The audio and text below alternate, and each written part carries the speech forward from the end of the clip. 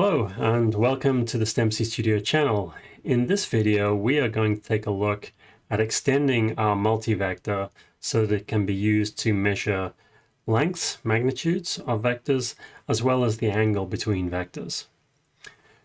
We'll be looking at a product, another operator that we can put between multivectors that you may have come across before. That is, you may have come across the scalar product between vectors. What we're going to be doing is extending that scalar product so that it works not just between vectors, but also between scalars and other objects in our plane. Okay, let's get started. So the intuition that we should be thinking about here is that let's take two unit vectors, and I've tried to indicate that by creating a circle here, indicating these points. These are all the points on this circle are distance 1 from the origin.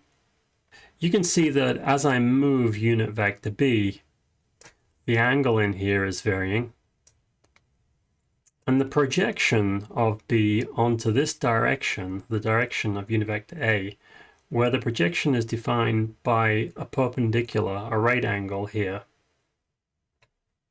you can see that that varies as I change the angle. So we have a relationship between the scalar value of OB, so it's positive here, it's 1 right here.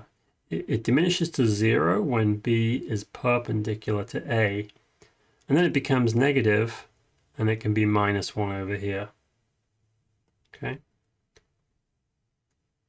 So the intuition that we should be thinking about is that the scalar product of a vector B with a vector A, and we will typically use a center dot when we're just writing mathematics, but actually in our code it's more useful to use a vertical line, and that actually also is by coincidence a sort of tradition going back to someone called Peano, who thought a lot about the axioms for vectors. So the scalar product of B with A can be thought of as the sine scalar projection of the unit vector B onto the direction of A, but then multiplied by the magnitude of B, the length of B, and also multiplied by the magnitude of A. Okay, now this extra multiplied by this, multiplied by that, is used to make the scalar product a little bit more useful in other contexts, and what it does is it creates what we call symmetry, that is b dot a is equal to a dot b, and that's in fact our first property that we're just going to look at. So this is the intuition, but these are the formal properties of the scalar product. Okay, and not only are these definitions, but these are going to be very useful to us when we actually come to evaluate the scalar product for our multivector.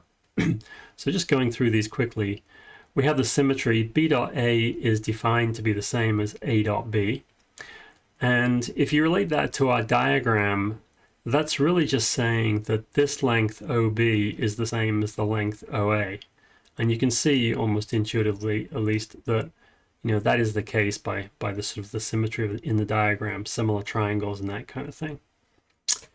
Okay, the second property is scalar multiplication. It says that if I multiply one of the factors of the scalar product by a scalar lambda, then it's the same as bringing the scalar out to the front and then computing the scalar product of what's left. Okay, so that again should make sort of intuitive sense. If you extend b by some amount here, some factor here, and then you drop down a perpendicular here, then again by similar triangles you see that this projection here, this length OB, will extend out further, and in turn the scalar product will also scale. Okay, it may not be so obvious that if I extend out A, that's really doing anything.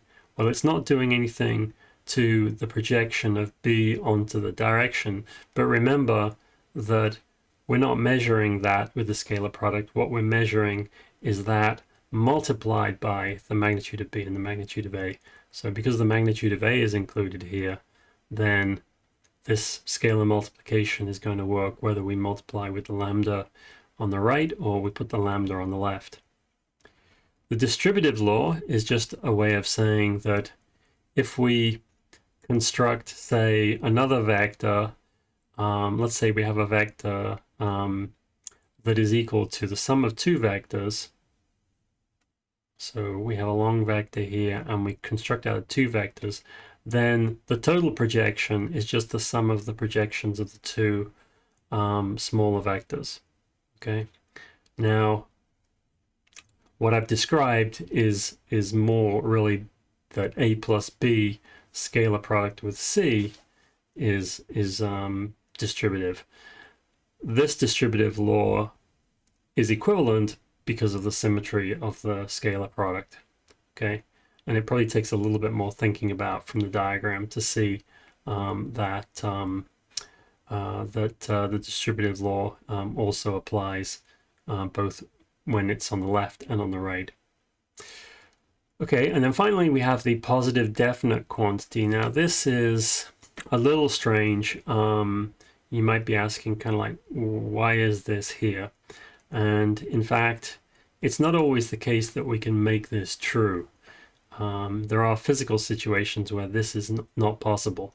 But in the spaces that we'll be dealing with as Euclidean space, this is in fact true. And it's important because it allows us to do something else, which is to square up our basis vectors so that E1 is orthogonal to E2. Now, while we're here and while we're looking at a diagram, we should just look at orthogonality. So let's say we go to the situation where B is actually perpendicular to A. Then the projection of B onto A is 0, and therefore the scalar product of B, unit vector B with unit vector A, or B with A, is going to be 0. So this is the condition then, or a way of saying mathematically that two vectors are orthogonal, and that is that their scalar product is 0. So you can contrast this with something we looked at in the episode where we looked at the exterior product. In the exterior product, two vectors were parallel if their exterior product or their wedge product evaluates to 0. That was the way of saying these two vectors are parallel. With the scalar product, we have a way of saying that two vectors are orthogonal. That is, that one vector has no projection onto the other. Okay, so that's the theory. Let us go and look at how we implement this in our multivector. So what I'm going to do here is I'm just going to go through how we actually calculate a scalar product with vector B in terms of the E1, E2 basis. That is, what numbers do we get for our coordinates when we evaluate this? So the way to do that is to say, let's just expand out this scalar product in terms of the vector basis E1, E2. And here it is, AX E1 plus AY E2. This is vector A. Scalar product with, and this is vector B, BX E1 plus BY E2. Now, this is where our properties come in handy. We need the distributive law, and we also need scalar multiplication to make the step from here to here. So you might want to check that yourself. We're going to use the distributive law, both sides, left and right, distributed. So A dot B plus C and A plus B dot C. We'll use both of those. And then in addition, we're going to need to use the scalar multiplication law to bring the coefficients out to the front. Once we've done that, we're left with this expression, which you can see it just consists of these pairs of coefficients and then these scalar products. Now this is where we look at these scalar products and we say, okay, what can these be? Now the step I've sort of jumped across here is that I've said E1 dot E2 is 0 and E2 dot E1 is 0. And the reason I was able to do that is because I said we're going to make E1 and E2 orthogonal. This is just, it's useful or convenient in our multivector to make these two vectors orthogonal. They don't have to be. It's just there are, many times you're going to make your vectors, your basis vectors orthogonal. Can we do this? Can we just say we're allowed to do this? Is this going to violate anything? Well, we can actually do this when we have freedom to do this, because if you imagine starting out with vectors which aren't orthogonal, then we can add a little bit to the other vector to make a new vector which is actually orthogonal. And if you want to go and prove that, you're going to find that we'll be making use of this positive definite definition to ensure that it is actually possible to square up these vectors and make them orthogonal. Okay, so we can choose our basis vectors so that E1 dot E2 is 0. E1 is orthogonal to E2. And here we can either say by symmetry that that's also 0, or we can just say these two vectors are orthogonal, therefore this term is 0. Okay, what about when we get down to this line? Now here, we don't really have a matter of choice. We can't just say, hey, let's make E1 dot E1 equal to 1. Okay, that's not a choice we have. But in fact, it is actually the situation that we are in many times in physics. And that situation is that we live in a Euclidean space. In other words, we live in a space where if you take a triangle with sides length 3 and length 4, and those sides are perpendicular to each other, then the third side, the long side, is going to be 5. Some of you might like to call that Pythagoras theorem. I don't think, it's not really correct, I think, to call it Pythagoras theorem because it's not a theorem. It's not something that we've deduced from axioms. It is a fact. It is a physical fact about the world we live in. In fact, David Hestenes calls this the Zeroth Law of Physics. The Zeroth Law of Physics is the spatial world that we live in is Euclidean. Euclidean space. So why does that mean that E1 dot E1 must be 1 and E2 dot E2 must also be 1? So the way to see that is to calculate the scalar product of a vector like, say, vector C. So calculate C dot C. Okay, and C dot C is going to be the scalar product when both vectors are in line.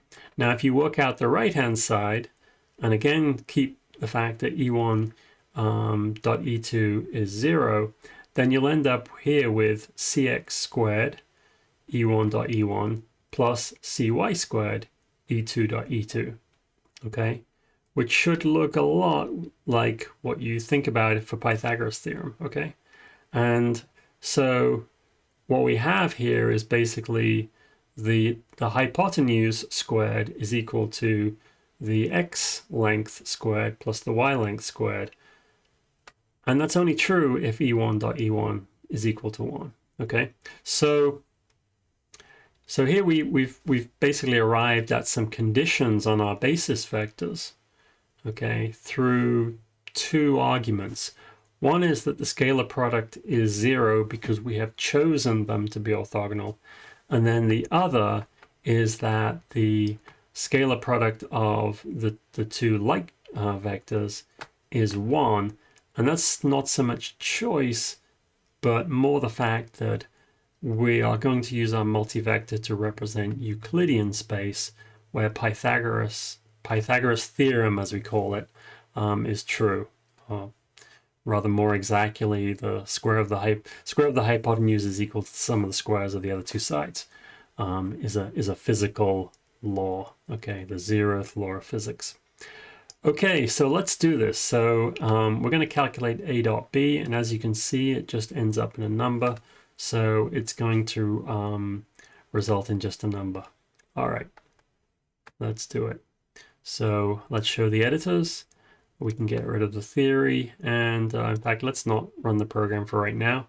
We'll do a little bit of cleanup here. So let's get rid of all of these things, which I'd done just to demonstrate the scalar product.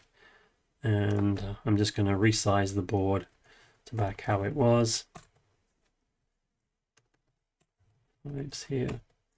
So that should bring everything back to how it was. I've gotten rid of the axes, that's why that's gone. I'm going to bring those guys back. True. Okay. Refresh. All right, so here we are.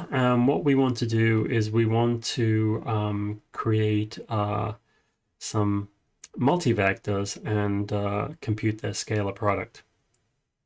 So let's do that. So let's do const multivector A equals new multivector. And we'll give it 2, 3, 5, 7 maybe. And const B is multivector, no, 1, 1, whoops. 1, 2, 3, 4. Okay, and what we want to do is we want to compute the scalar product. Let's call it C. So const C equals, and what we need is something that's kind of like our center dot in our scalar product notation. Okay, but we don't have it. So instead, the convention that STEMCstudio follows, and this actually was the convention, as I said, that Piano would use mathematically, is he uses a vertical bar. Okay, so this is what we would like to do. Now, C is not read. Okay, let's just print out C as well. So print line. Oops. Print line $C. So C equals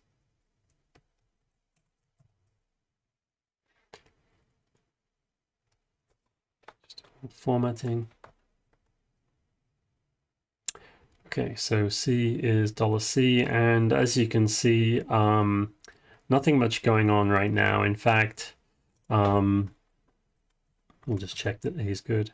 Yeah, there's a typeset. So why is this not typesetting? That's because we need to put this whole thing in dollars. All right, just to let MathJax know what's going on. Okay, there we go. So there's A, there's B, there's B, and here's C. Okay, and obviously nothing's happening because we haven't implemented this yet.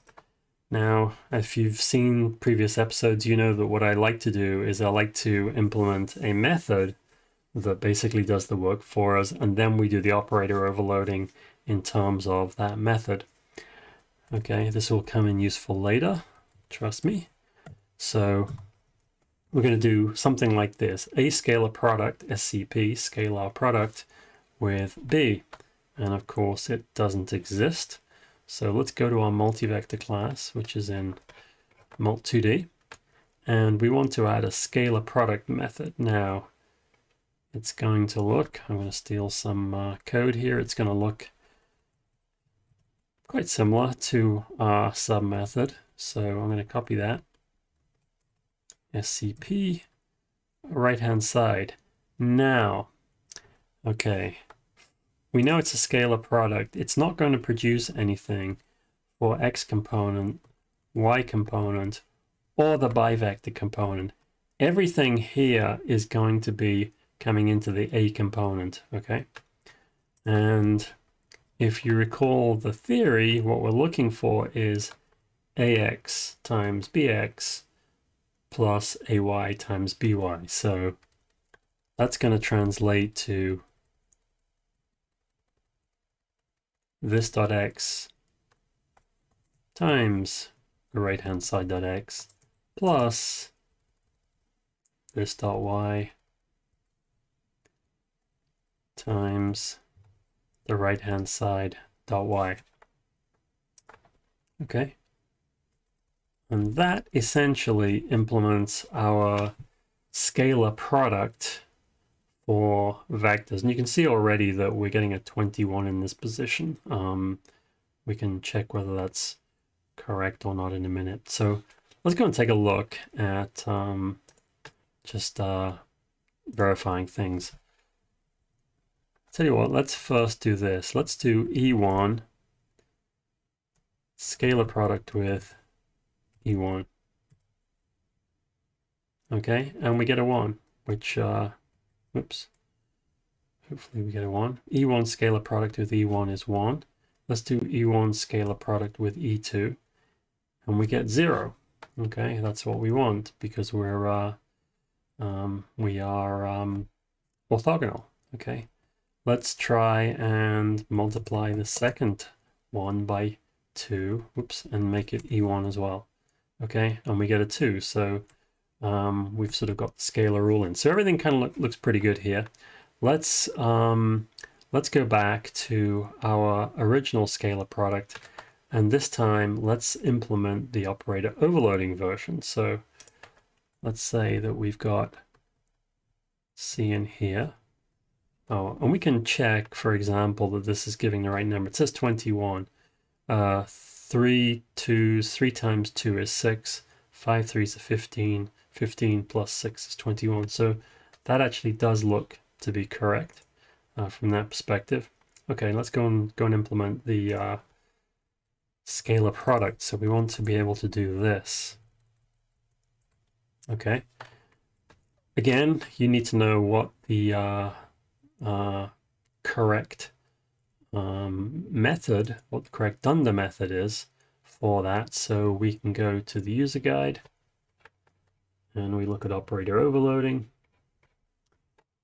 And down here, you can see the scalar product, or rather this particular symbol, vertical bar, which represents the scalar product, is implemented using a double underscore V bar, vertical bar, okay? And we'll see what this right vertical bar means at some other point in time. But let's implement V bar. So close this, come back into our project, go to the Multivector 2, we can hide the documentation and run it, and let's see if we can get that to work. So we need something that, again, it's going to look like this. We'll put it at a decent position, which is about here. And this is going to be, oh, actually, that's not the right place. It's going to be called V-bar.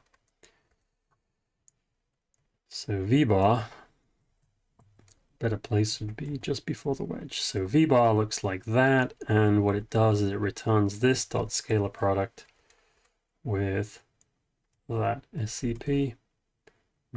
Okay, just do a little refresh there, and there it is. So our scalar product is indeed working.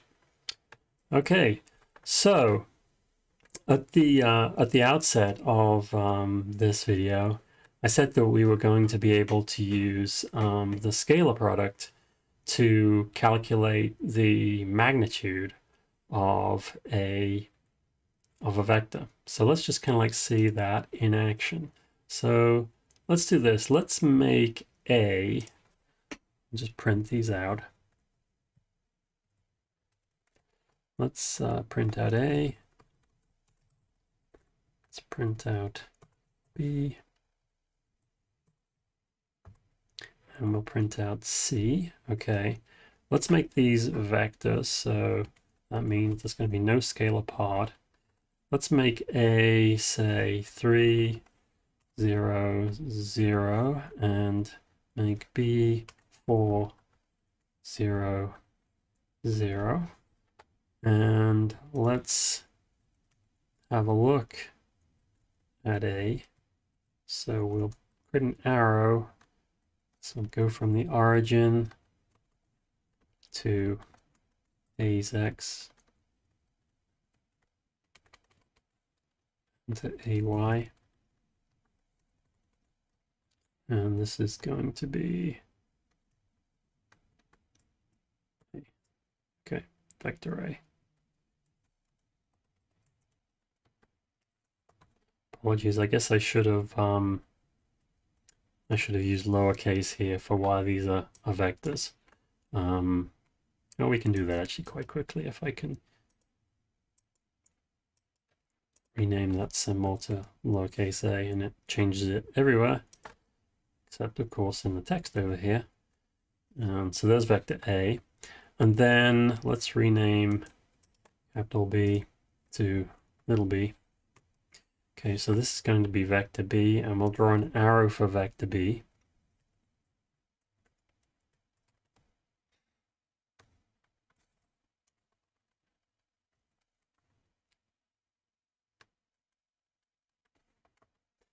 Oh, and I really wanted this to be 4 units in the y direction. So there it is. So we can see A is this vector, B is this vector. And I could say that, yeah, we'll use C is A plus B. We'll change what we're going to use for C. Rename that to, rename that symbol.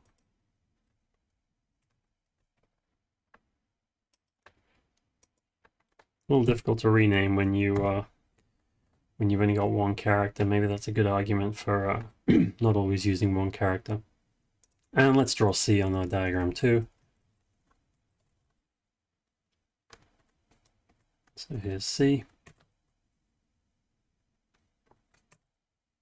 Okay, so we're in Euclidean space because we've constructed our multivector to be a sort of Euclidean, to represent Euclidean space. And you can see that we have vector C, which is the sum of A and B. Okay, and since A is length 3 and B is length 4, we are going to expect, because this is a 3, 4, 5 triangle, we're going to expect that vector C has length 5. Okay, so let us compute the scalar product of C with itself. So we are going to do C, scalar product with C. And I need to put dollars around that to math jacks it up. Okay, so we got 25. And so the scalar product is actually calculating the square of the magnitude, the length, in the case of a vector. Okay, so C, scalar product with C, whoops, put it on the outside. C, scalar product with C is equal to, okay, some people might prefer to do center dots, I suppose. OT. C dot C is 25, okay. Okay, so we've implemented the scalar product for vectors, and this is great because we have something now which can be used in many ways. It can be used in physics for doing things like the work done by a force, that being the force the force times the distance moved in the direction of the force, that is the work done by a force, and that is equal to the scalar product of the force times the displacement. Okay, so that's one way we can use it. Another way we can use it is, say, for calculating the kinetic energy of a body, which is a half mv squared, but the v might be a vector, in which case we can do a half m v dot v, and that will give us a half m times the magnitude of the velocity squared. So we're well on the road to having something that is useful in a number of cases. But let's not forget also that our multivector can represent scalars, it can represent vectors, and it can represent bivectors. And what we would like to do is we would like to kind of complete our scalar product so that it also does sensible things for scalars. Now, to do this, I'm just going to appeal to the definitions. There is no easy way to explain why these definitions make sense. Okay, but maybe they'll make a little bit more sense further on in the course.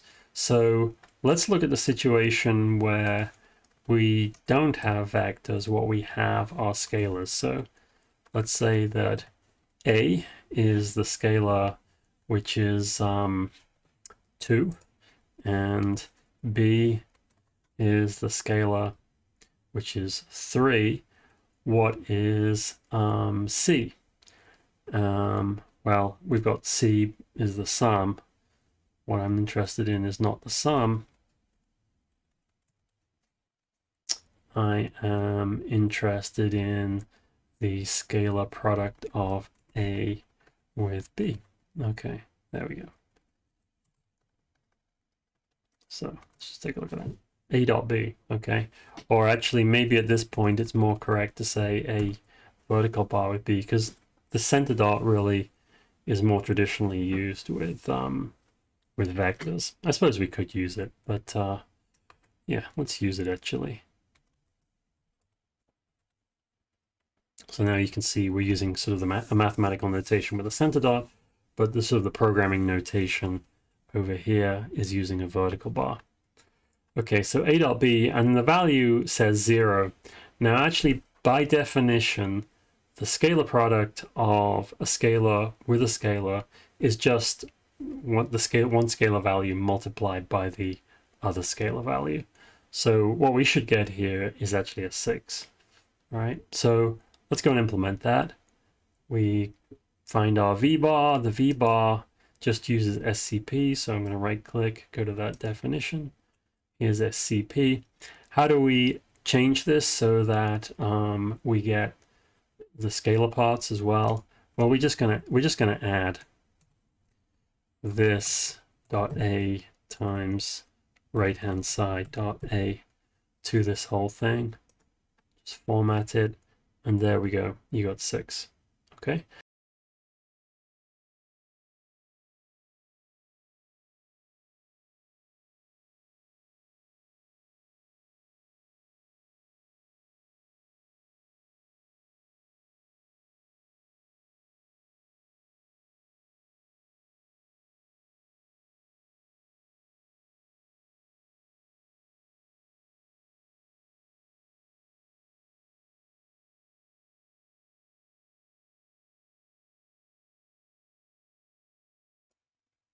So finally, what we would like to do now is we would like to compute the scalar product of two bivectors. Okay, so let's say that A was a bivector with the value in the bivector position of 2, and B is also a bivector with the value 3. So what do you think the scalar product of A and B should be? You could guess something, and you know, I would have guessed it wrong. If you got it right, good on you. So the scalar product is actually -6. Now, to understand why there is a minus sign there, we're going to have to look at how the magnitude of a multivector is defined. Okay, but let's just go with the definition, because this is just the definition. The definition for the magnitude, rather the scalar product of a bivector with a bivector, is that in the plane we're just going to get a negative value for the two coefficients. Okay, now there is a full definition of what the scalar product should be of two bivectors, and you can find it in standard geometric algebra textbooks. But again, it's just a definition. So let's implement it. We're going to have a minus sign here, and it's going to be this dot b times the right-hand side dot b. Okay, so why does it make sense for the scalar product of bivectors to be computed this way? Well, one way of looking at that is to look at the definition of what we call the squared norm, or the length. So let's come down to here. We are going to look at the squared norm and how that is defined. So here's squared norm down here, and the definition of the squared norm is something like this. So if we take a multivector and we square it, the squared norm, it is equal to the multivector scalar product with what we call the reverse of the multivector. Okay, let's see if we can look at that formula. So I'll put this whole thing in parens on the right-hand side. So the square of the magnitude is a scalar product with the reverse of a. Now, what is the reverse? So the reverse basically says if a looks like what we call a blade, which is that it is a exterior product of multiple vectors, then the reverse is just the multivector you get from reversing those vectors. So for example, if our multivector was the bivector a wedge b, then the reverse would be b wedge a. Okay. If you just have a vector, then the reverse is just itself. So in the case of a vector, the squared norm of a vector is just the vector scalar product with the vector. So everything's good.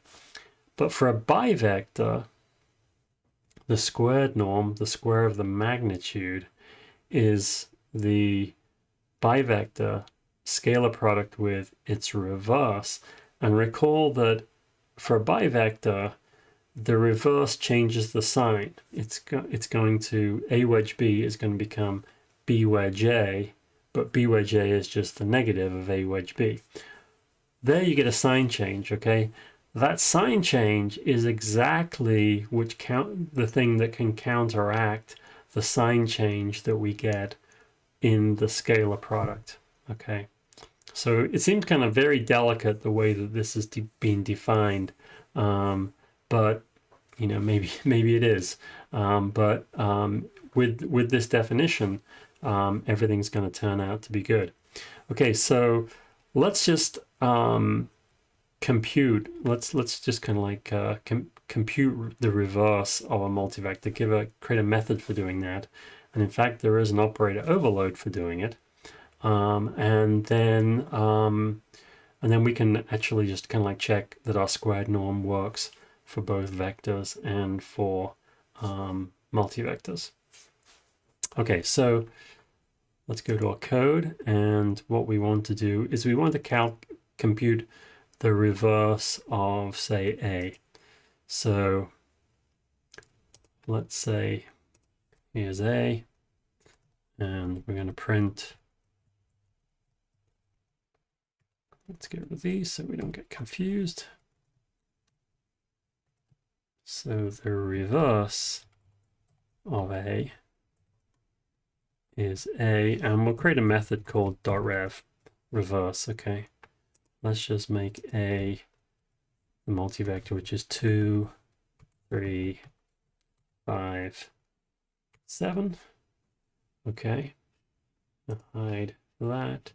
And so, yeah, it breaks off because that reverse is not defined. We don't even get the type setting. So here's a, and we need to implement the reverse function for a. So let's go to our multivector.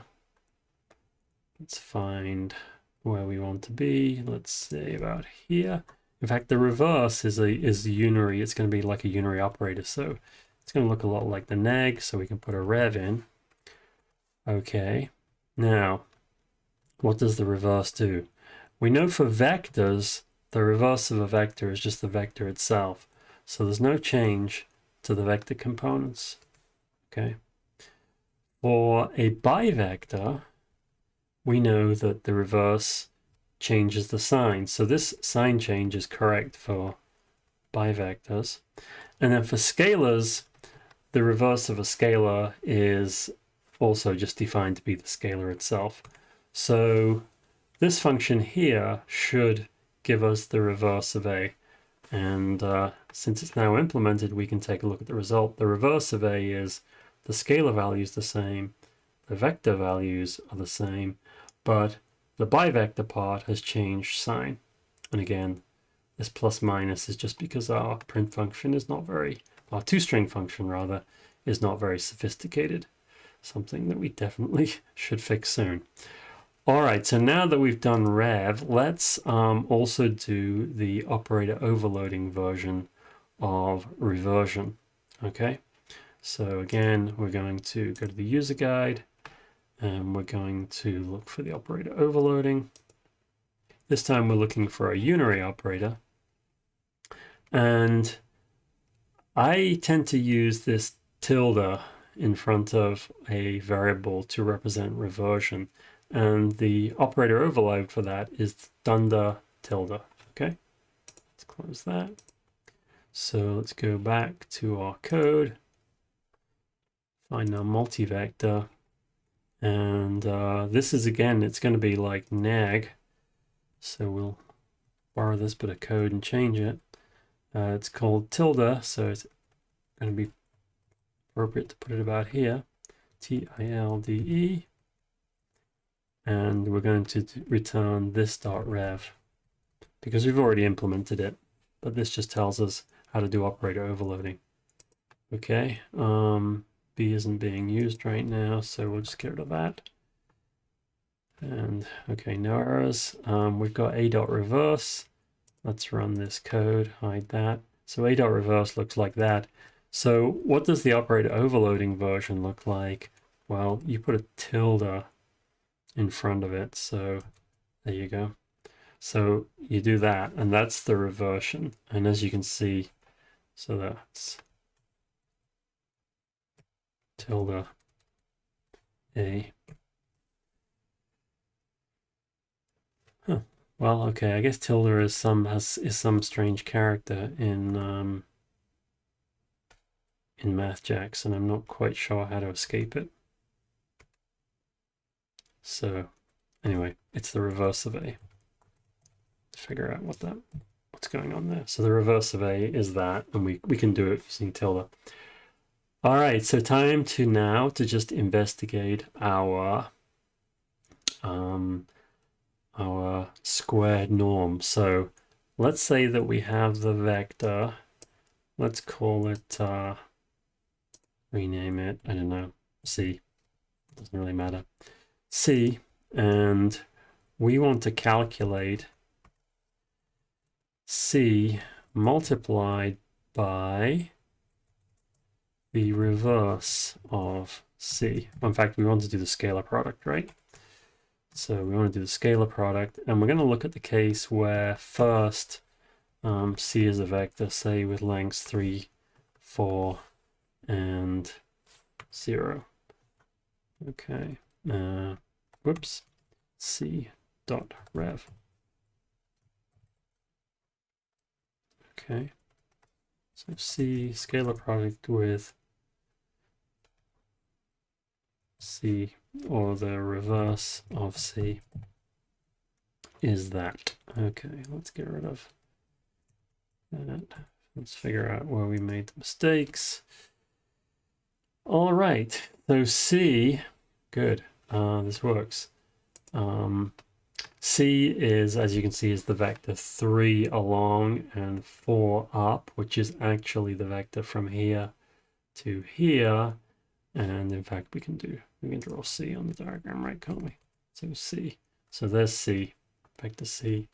And if we compute C time scalar product with the reverse of C, we get 25, which is just the square of the magnitude.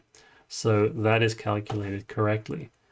What if, for example, we should print C as well here, so you can see what C is. Print line C equals,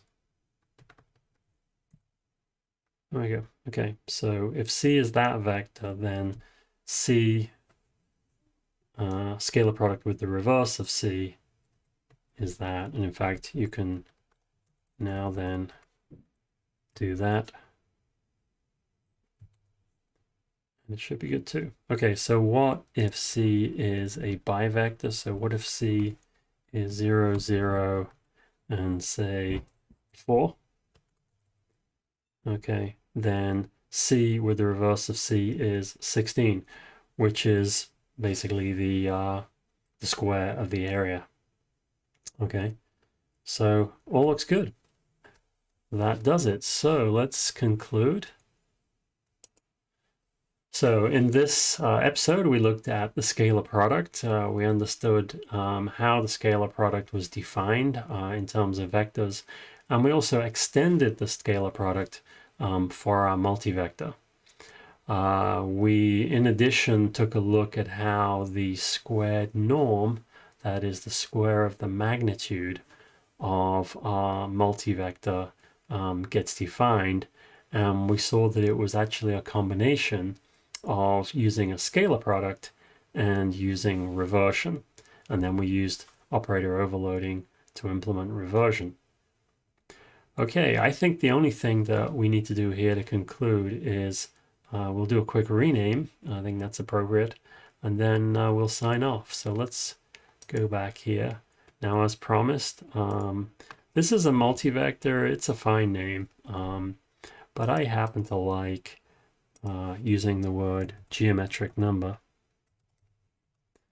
And just as when people say complex number, they often use the word complex to represent their complex number class. We're just going to use the word geometric to represent it. And I'm going to rename this file as well, and I'm going to call it E2GA. So that stands for Euclidean two-dimensional geometric algebra. So geometric is in the E2GA file. Let's just take a look at our code, see how that looks now. We've got geometric is an E2GA file. Here are two basis vectors. If we want to use those, there they are. And here you can see our last example where we're taking a look at the magnitude squared, the squared norm of a bivector. Okay. Done for this episode. From now on, it starts to get even more exciting because we'll be looking at two more products. One is going to be called a contraction, which is extremely useful in physics. In fact, it's the basis for electricity and magnetism for how we implement the Lorentz force law. And then the final product that we're going to look at is the geometric product, where we bring together both the scalar product and the exterior product into one expression. From there, things get really exciting because it becomes possible to do many manipulations of multivectors and to invert things very easily because this multiplication, this geometric product, allows us to do division as well. Okay, until next time, happy coding. Bye-bye.